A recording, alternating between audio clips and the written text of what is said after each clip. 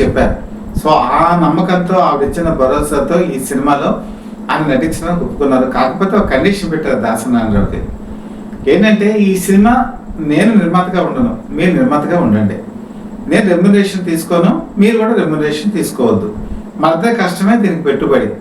కాకపోతే బ్యాటర్ మాత్రం తారక ప్రభు మీద మీరు చేయండి అని చెప్పారు.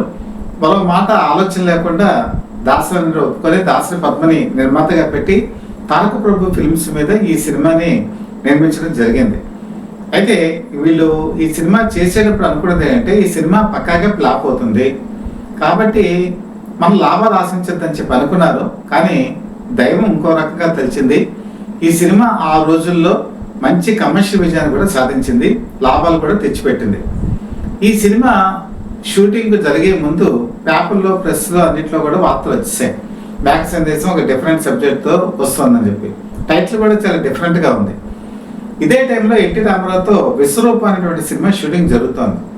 ఈ విశ్వరూపం సినిమా షూటింగ్ అప్పుడు ఎన్టీ రామారావు అడిగారు, బ్రదర్ మా ఏఎన్ఆర్ బ్రదర్తో మీరు మేఘ సందేశం సినిమా తీసుకున్నారు కదా, ఏంటి సబ్జెక్ట్ అని అడిగితే ఆయన క్లుప్తంగా చెప్పారు. చాలా బాగుంది బ్రదర్, మా బ్రదర్ చాలా అదృష్టవంతుడు అని చెప్పి ఆయన పొగిడారు కూడా. ఆయన చెప్పినట్టు ఆ సినిమా నిజంగా ఒక కళాత్మక చిత్రంగా మిగిలింది. ఈ సినిమాలో చాలా మంది హీరో అక్కడే నాగేశ్వరం అనుకుంటారు, అలాగే దాసనారాయణరావు కూడా ఇందులో పెద్ద విజయం అనుకుంటారు. నిజమే, ఆయన విజయం తప్పనిసరిగా ఉంది. కాకపోతే ఈ సినిమాకి నిజమైన హీరో ఎవరంటే సంగీత దర్శకుడు రమేష్ నాయుడు.